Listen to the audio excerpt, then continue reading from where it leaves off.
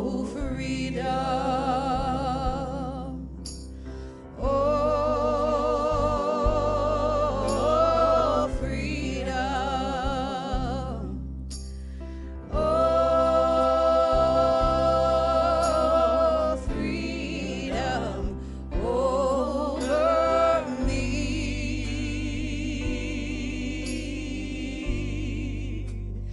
And before I'd be a slave, I'd be buried in my grave.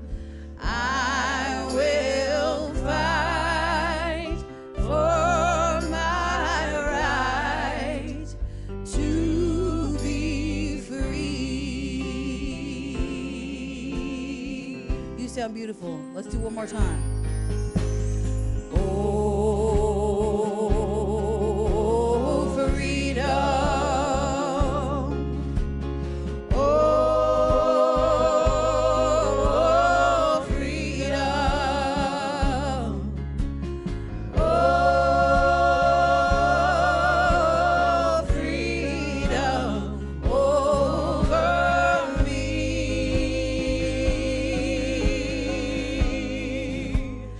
And before I'd be a slave, I'd be buried in my grave. I will fight for my right to be free. We'll go back to I will fight. Yes. I will fight for my right to be free.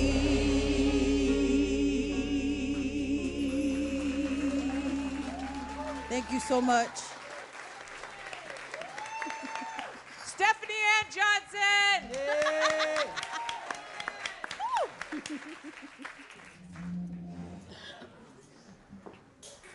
There's church.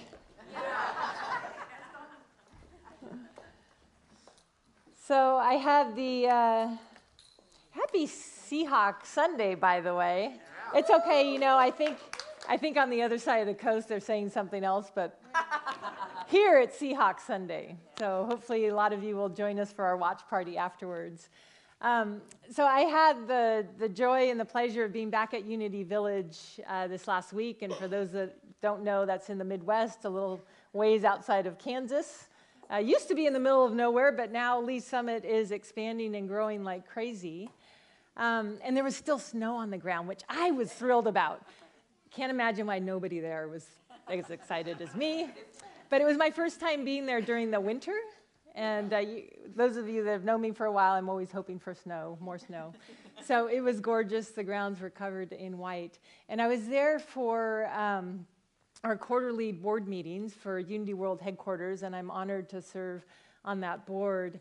And it was the first meeting of sort of our new board, always in February. If we have new people coming on, it's our February meeting. And in this case, we had 4 new board members, which is a third of our board, which is huge. And then on top of that, 3 of those members were from Unity Worldwide Ministries, which is a different, I know there's so many worldwide. It's a different organization. And in the fall, we voted to bring these 2 national and international organizations together. So their board actually dissolved. And so 3 of their board members came on to our UWH board. So many of us were kind of in the question, like, what is this going to feel like or be like? Because it's a big change. I mean, it's a big change anyways, bringing a third of a new board on. And then those coming from UWM, they're from a different culture. I mean, yes, they're both Unity, but it's a different way of doing things, a different way of being and showing up. And throughout the week, when we were all closing, and we all had mentioned that throughout the week, there was this sense of harmony. There was this divine appointment this divine order that seemed to just be underneath everything as our foundation. And we had long days, and we were getting to know each other, and we were going through different trainings, which we do annually at least. And it was just really powerful. And in that experience, I was also very aware that this is what the flow of abundance looks like. Because as I mentioned last week, we're looking at abundance, and I like that term because it's much broader. Many people think abundance is just about money, and financial well-being is one aspect of it, but it's also about the fullness of life in every single way. It's our health and our relationships, our connections. It's our free time and our play and that balance in life and living and showing up with purpose. And so abundance and that principle of abundance is so much more broad. And so when there was this harmony, to me, that's a flow of abundance. There's this giving and receiving that happens just naturally, and this is one aspect of abundance and prosperity is this law of circulation, this law of giving and receiving. And I think sometimes these terms get sort of kind of shortened down into sound bites or kind of summarized, and we end up missing the deeper meaning underneath them. And so for me, the law of giving and receiving, it means the energy with which we give kind of colors and shades the energy with which we receive. So if we give out of fear or thoughts of limitation or beliefs about unworthiness or scarcity, then in some way, on some level, that colors what we receive and how we receive it. The other idea around this law of giving and receiving is that the form doesn't always come back in the same way. We send things out into the universe, out into the world, our life, and it may show up differently coming back to us. And if we're closed down, if we have this narrow view of what abundance and giving and receiving looks like, we miss the gifts that are before us. So serving on this board, I'm giving of my time and experience and perspective, but I'm receiving back so much more in friendships and blessing and opening my mind and perspective. And one of the gifts I had this last time is getting a little bit more of an opportunity to get to know one of my fellow board members, Reverend Tanisha. And she is a minister for Universal Foundation for Better Living, UFBL, right? It's one of our New Thought cousins. And UFBL was founded by the Reverend Dr. Johnny Coleman.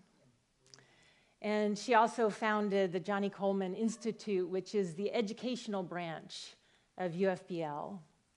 And so not only did I get the gift and the blessings of getting to know a little bit more about Tanisha, but Tanisha kind of moving through Johnny Coleman Institute and being part of UFBL, I got to hear some stories about Johnny Coleman I hadn't heard before.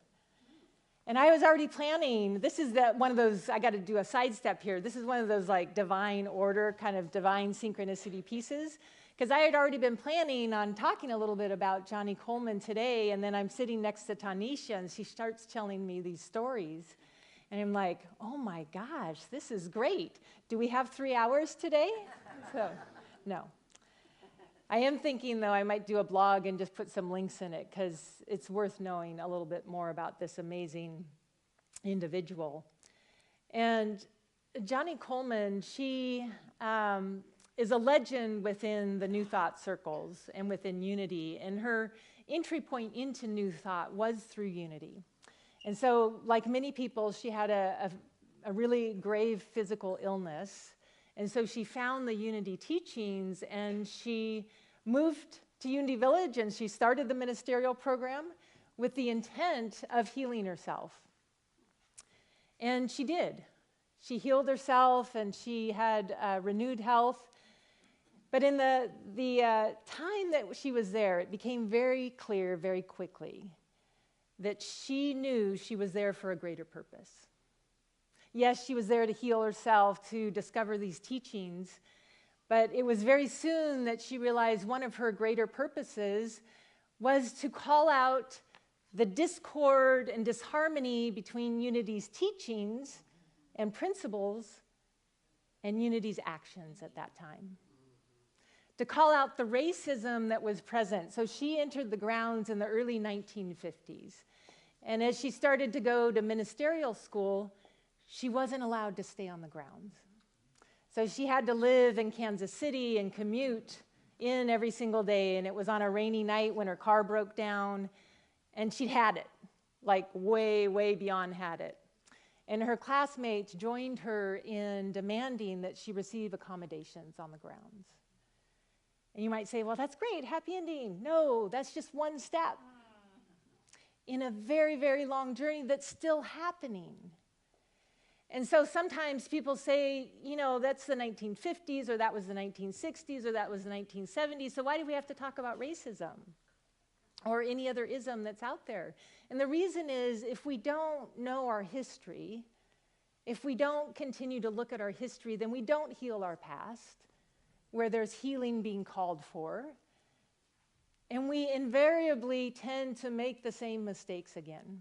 It may not look the same, but we keep making the same mistakes. And so she made this one step that was kind of going to continue over decades for this healing, to come more fully into alignment between Unity's teachings and our spiritual principles, that there is only one God and we are all equally part of that one God, and the actions and the ways that we show up as a movement.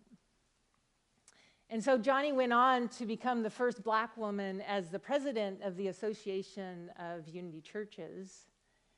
And then she went on and founded UFBL and Johnny Colemon Institute, and she also founded Christ Universal Temple in Chicago. It was a first megachurch before there was such a thing as megachurches, with over 20,000 members, right? It's before you even knew the term megachurch. She was an incredible force to be reckoned with. And she lived these unity and new thought teachings every single moment. She was a spiritual leader and a businesswoman. She was featured in Ebony magazine and Forbes magazine. She had speakers like Reverend Della Leese on her platform, and a young politician early in his career, Barack Obama. And you can see his talk at her center if you go onto YouTube. So she created this legacy that others would come along and follow. And I talked a little bit about Ruth Mosley a few weeks ago, and she was one of those people to come along and find the Unity movement after Johnny Colemon had been there. So Johnny started this work, and then many have come afterwards to continue her work. And just as I was rolling on to this Unity board, Reverend Charlene Manuel was finishing her term, and she was the first Black woman that led the UWH board. And she's going to be our guest speaker here and leading a workshop March 8th. And so I hope you take advantage of her wisdom and her beautiful presence. I was having an early conversation with her, and just after 45 minutes, I was like, oh my gosh, this is so much fun. You know, we were talking about a board retreat, and we were having a blast. But this didn't just happen. All of these steps and all of the people that have been part of it. So this year, it is our most diverse executive team on our board that has ever been. We have the first Hispanic board chair, my friend and colleague, Reverend Juan Del Hierro. And it only happened because the CEO, Reverend Jim Blake, who actually attended Johnny Colemon Institute, and all of the board members that came before, and the staff, and everybody that's been part of the Unity movement was willing to call out and say, how can we align more fully with our teachings and our principles and our values? And it's work that we continue to do, and we're all continue to do. And I'm just kind of talking about it in this context, but it's really in every area of our lives and our society where we're each called to step into that and say, what does abundant flow look like? It looks like being in alignment with our purpose and our values and our teachings and our spiritual practices. Johnny Colemon affirmed and reaffirmed, she said, God is my supply. God is my source. We are simply channels through which that source flows. When she was first looking at property, she and a friend were going in to meet the realtor, and they had purses on their shoulder, and they were all dressed up in their finest. And her friend looks at her and said, "But we don't have anything in the purses. We don't have any money. We don't have any." And Johnny was like, "Don't worry about that.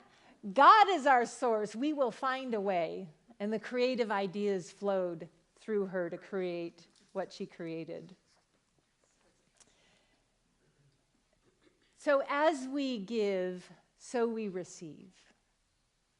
If we give around fear and with beliefs of lack, then that's what colors the ways in which we receive back. And again, I'm not just talking about money here. I'm talking about every aspect of our life. And so I'm asking you to stretch your mind with me about the ways that we are showing up in our lives. And just ask the question, how are we aligned or not aligned in this moment? And it's not about guilt or judgment. It's about how can we open our awareness, open our minds to more fully align with our highest values and highest purpose. So in 2 Corinthians 9, 6 through 8, it says, "Remember this, whoever sows sparingly will also reap sparingly. And whoever sows generously will also reap generously. Each of you should give what you have decided in your heart to give, not reluctantly or under compulsion, for God loves a cheerful giver. And God is able to bless you abundantly so that in all things, at all times, having all that you need, you will abound in every good work." And in this, we're hearing two of those kind of foundational ideas around this law of circulation or law of giving and receiving. The mindset, the consciousness with which we give of anything, our financial resources, our time, our presence, the energy with which we do that is going to color how we receive and the ways that we receive. It's also saying that it's in every aspect of our life, right? In all ways, at all times. And so I also had the pleasure of serving with Reverend Ken Daigle. He completed his service last year, but he just launched a book, and it's called Unapologetic Manifestation. You know, and the word manifestation, again, I think it's been a little bit misused. Or at the very least, there's sort of a surface level meaning to it that's taken hold the last few decades in a lot of the prosperity teachings. And I have a very different view about manifestation. And I love Ken's book because his view agrees with mine. And so it's worth taking a moment to define some of these terms. Manifestation is about more than achieving specific goals. It's about aligning your life with your highest purpose and stepping into the fullness of who you are. At its core, manifestation is a practice of consciously directing your thoughts, your emotions, and actions to create a life that feels deeply meaningful and authentic. And so abundance and manifestation is about how do we live fully. So how do we bring these big ideas down into our practical, everyday living, our everyday life? Because what's our fifth unity principle? Walk the talk. Walk the talk, right? They get a gold star, but that's okay. It's still early. It's still early. I know everyone in the room knew that. You were just too shy to say it. So the founders of Unity, Charles and Myrtle Fillmore, they really declared and they lived that these teachings are wonderful, but if we don't live them every day, then it's really just talk, right? It's like we got to put feet on our prayers, so to speak. And so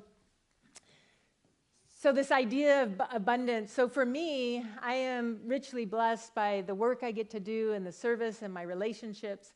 If there's an area where I'm not always feeling the fullness of abundance, it's around my relationship to time. And maybe one or two of you might share this, but So the way I'm practically taking action around this to align more fully with a feeling of abundance. So a couple days ago, I was back and I was taking a break midday and taking my sweet puppy, Toby, and I was just in the middle of the day, and so I was going to just take a quick circuit around our usual walk in the neighborhood. There's a few, and then get back because I had a lot to do on my list. And so that was my thinking, and then I started walking, and the sun's out, and it's gorgeous, and this really, really strong feeling and desire came through, like, let's walk further, and let's go a different way. And immediately the thought came back, no, there's not enough time, right? It's so quick, right? Those thoughts are so quick, they just slip in, right? It's so automatic, right? That habitual thinking. And so there's this internal kind of dialogue and tug of war going on within me, like, let's take a lovely long walk, and within, no, there's not enough time, right? Anybody else ever have any experience close to this? No, never. So I listened to the deeper desire, and we started walking in a different way, and I immediately on the next block saw this early blooming tree, just beautiful pink blossoms. And we walked through a pea patch, and there was this winter blooming shrub that smelled amazing. And then we came around this corner, and there was this view of Puget Sound with the snow-capped Olympic Mountains in the background, and then walking through a trail, and there was the smell of the trees and the earth. And when I'm moving and walking, I tend to have ideas flowing. I'm kinesthetic, so I move and then ideas flow, right? So things I had been working on, all of a sudden there was just this flow, right? My mind was going, but it was easy and it was natural. And so it was a longer walk, but it was more productive, right? Because I was abundantly blessed just at that level of like soaking in nature and feeling just this slowing down and this chance to just be, right? And so I got back, and another way I'm making this practical to shift my relationship with time is I'm a list maker. Anyone else a list maker? I mean, I make them on my computer, I make them on my phone, I write them out on paper. And so I started changing the name, so I'm trying on different names. Instead of calling them to-do lists, I'm calling them creative lists. Yeah, well done. Yes. Because just changing a name for me, now this is just for me, I'm just giving an example. For you, this may not make a difference, and you may not be a list maker. But for me, it just changes the energy, right? It changes the energy with which I'm doing things. And on top of that, in here, I'm writing pray, email, pause, follow up with Josh, pray. So after each thing, pray, pause, breathe, right? So that my doing becomes infused with my being. And it actually doesn't take more time. I find it feels more spacious. I find I'm in more of a flow. There's less struggle. It's easier. And again, I'm just talking about my one little piece, my relationship to time, that brings a greater sense and experience of abundance in my life. For you, it probably looks different. So what is one thing right now, one area of your life, one thing that feels like if there's a place of contraction or struggle or challenge, some place where you have this like irritant, and it might be around finances, it might be around health, there might be a relationship, needs some TLC. What is that for you? And now when you reflect on that, is there a thought or a belief that you're holding about that you could maybe release and let go of? And again, it's not necessarily I do it once and it's taken care of. Because if it's been in there a while and it's got some gnarly roots, It might even be a lifelong practice, or you work with it and you come back to it. And you work with it and you come back to it, and it opens up a little bit. There's a little bit more spaciousness in there, right? And so I encourage you to live into that fifth unity principle. That throughout this week you take it and you take just a few moments, maybe, and you look at what is calling to be shifted right now. Where is there a place where I can open to greater abundance, a greater flow in my life, in every area of my life? And so, in closing, let's just take this into prayer for a moment. And so I just invite you to take a breath. And with that breath, just anchoring in the knowingness of your oneness with God, with Source, whatever name you have, for that infinite love, that spirit, that one power, that one presence. And what within you is calling for a fuller expression? What does an abundant life look like and feel like for you?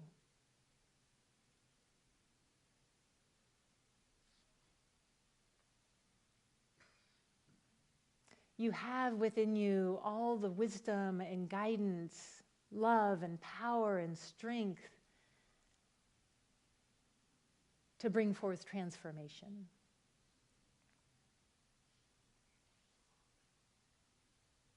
And so in this gift of spiritual community, in this time of prayer, we join our prayers knowing that although it looks different for each person,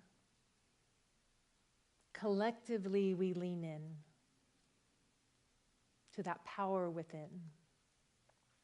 And we open to the ways in which the people around us, the resources, are there in support.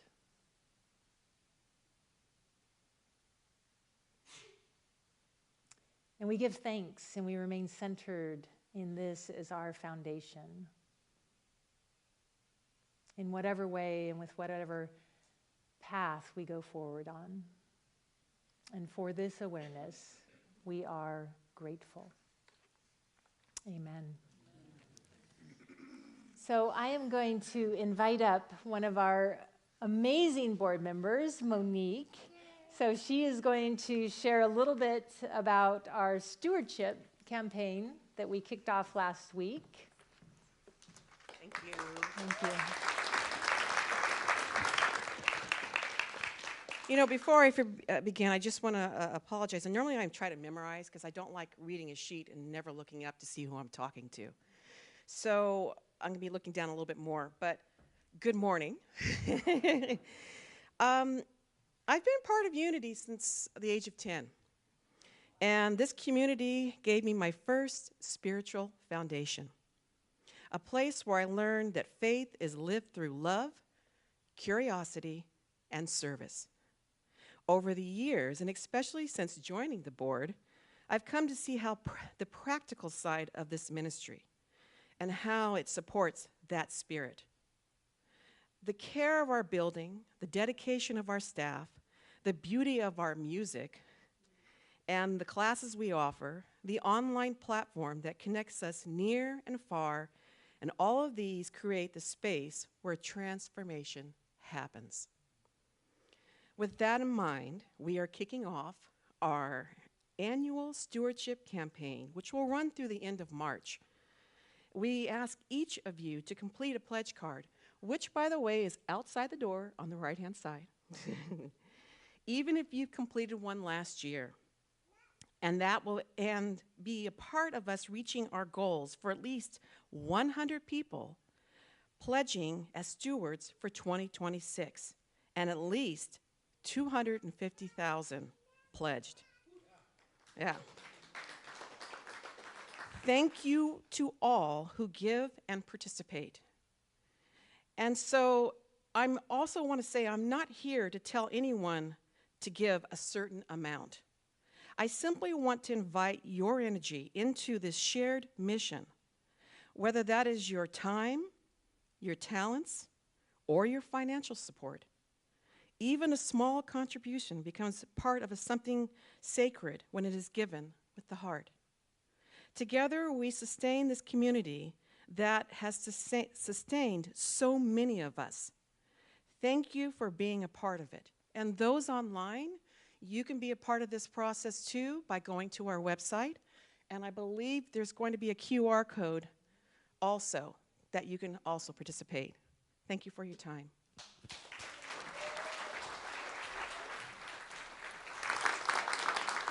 Thank you, Monique. So we do come now to that time to give of our blessings through our financial gifts, through our donations and tithes. And so as our ushers are coming forward, those in the room, just to let you know, so there are cards on the back of the chair, and those have a QR code that you can use. You can also text to give, 206-350-8448, and of course, via our website as well. And so let us bless our offering together.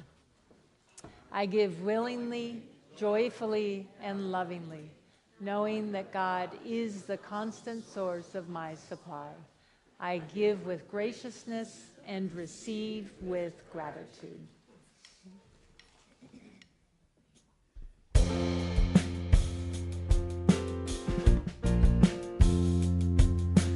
Who can bend my burdens, make them beautiful?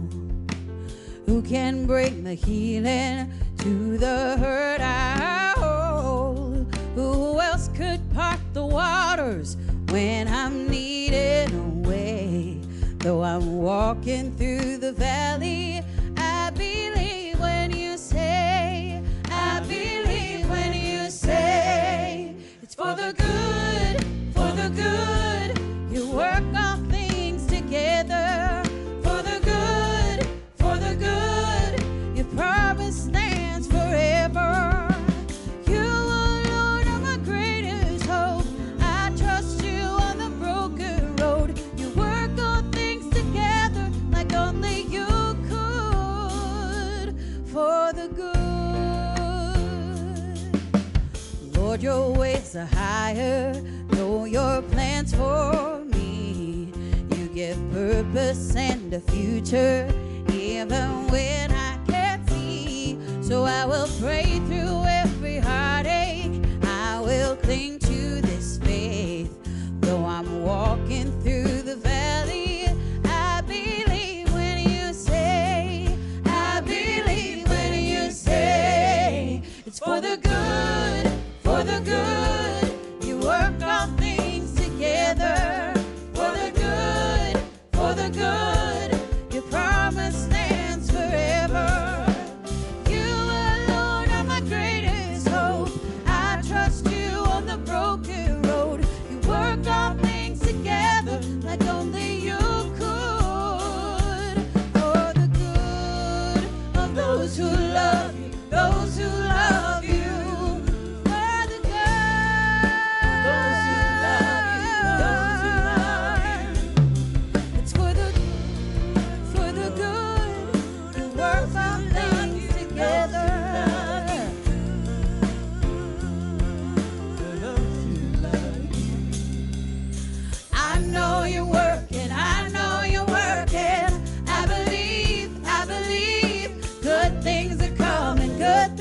Coming, I believe it's for the good, for the good. You work all things together for the good, for the good. Your promise stands forever. You alone are my greatest hope. I trust you on the broken road.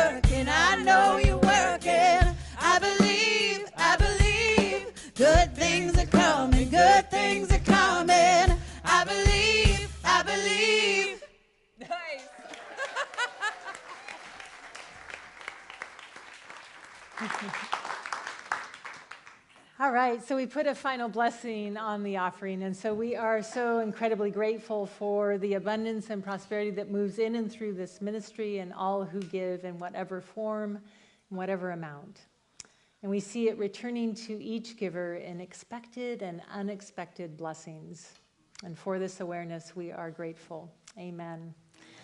So as our prayer chaplains that are serving today are making their way up to the platform, and they are available to pray with you following the service, I want to just give a shout out to a few of the folks that are joining us online. So hello to Deanna, who's on the whole other side of the country down in Florida. Kathleen, Logos del Sol from LA, Margaret Feminin from Shasta, and many more. And so we are grateful for the technology that allows us to connect. And so we now enter into a time of prayer. And so I invite us to just again center in our hearts. And so we call forth divine order, guidance, healing, and wholeness unfolding in the lives of Rick and Bill and August, Alan, Elizabeth, Nasa, Leanne, and Susan. We hold in light and love Tony and Linda, Rich and Sandra, Kathy and family. We send our blessings to Zachary and Courtney. We call forth divine order and guidance, wholeness unfolding in the life of Tony and Scott, Mike and Judy, Christopher, Marcia, Susan. We bless Judah, who made their transition, and we see them continuing in spirit, knowing that their light shines on, and may their family be comforted. We hold in light and love and send our blessings to Minneapolis and anywhere else you know in need of prayer. Any person, any place, I invite you to speak their name or that place now.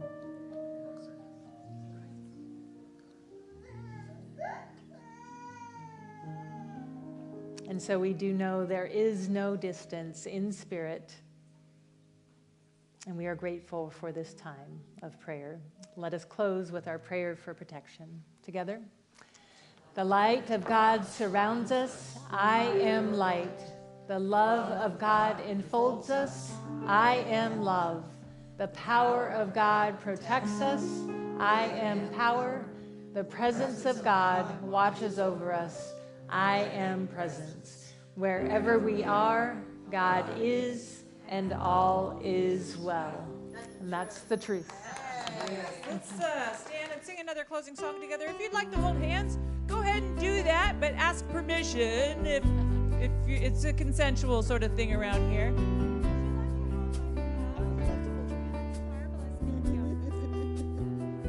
We're going to sing All Is Well. We'll sing it about 3 times. It's real easy, and if it's your first time, don't worry, you don't have to sing. We'll sing to you. We don't care.